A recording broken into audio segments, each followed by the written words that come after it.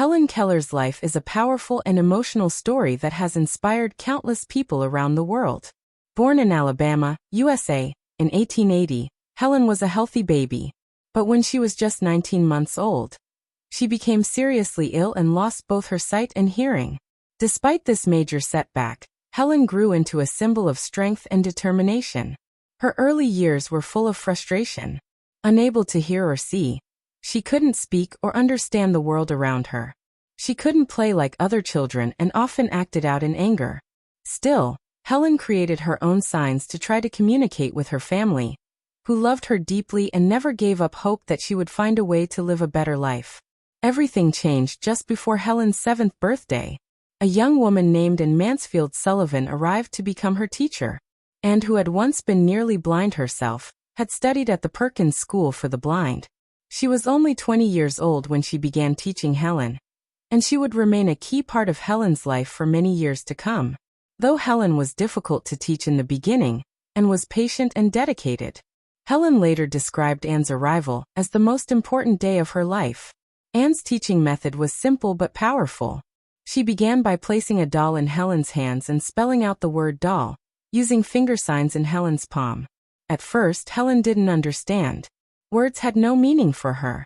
But then, one day in the garden, Anne placed Helen's hand under a stream of water from a pump, with Helen's other hand, and spelled the letters for water. Suddenly, something clicked. Helen realized the signs in her hand meant the cool substance flowing over her fingers. It was a breakthrough. She remembered the sound of the word water from before her illness and made the connection. That moment changed everything. From that point on, Helen's ability to learn grew rapidly. She quickly picked up new words: mother, father, sister, and teacher, and was eager to know more. She learned to read using Braille, a special raised dot system for blind readers, and continued to guide her through every step of her education. At age 10, Helen decided she wanted to learn to speak. She had heard of another deafblind girl in Norway who had done so. With the help of Sarah Fuller, Helen began to study speech. She would place her fingers on Sarah's face to feel how her mouth and tongue moved while speaking, then try to copy those movements herself. It was a slow and difficult process, and for a long time, people had trouble understanding her. But Helen kept working at it, and eventually she was able to speak well enough to be understood. With her communication skills growing, Helen dreamed of attending college. That dream became real when she enrolled at Radcliffe College to study for a Bachelor of Arts degree, and was by her side the entire time, signing lectures and reading materials into Helen's hand. Helen also loved to write and published many articles and books throughout her life.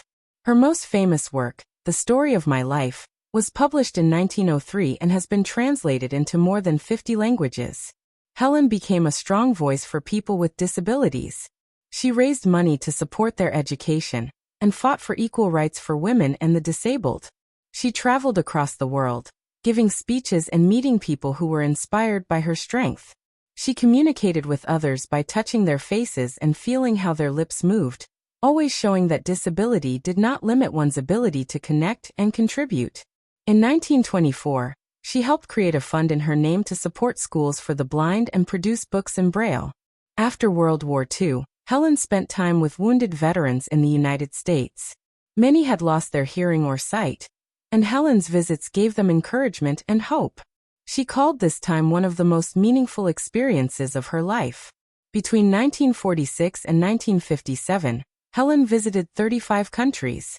Even at 75 years old, she embarked on long journeys, including a 5-month tour of Asia. Everywhere she went, she spread a message of hope, strength, and equality.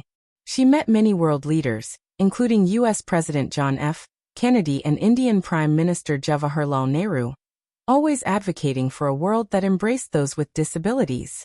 In 1964, Helen was awarded the Presidential Medal of Freedom by President Lyndon B. Johnson, one of the highest honors a civilian can receive in the United States. A year later, she was inducted into the Women's Hall of Fame. Helen passed away just before her 88th birthday. After her death, Senator Lister Hill from her home state of Alabama said that Helen would be remembered forever. He described her as one of the rare people whose legacy would never fade. Someone whose life proved that courage and faith know no limits.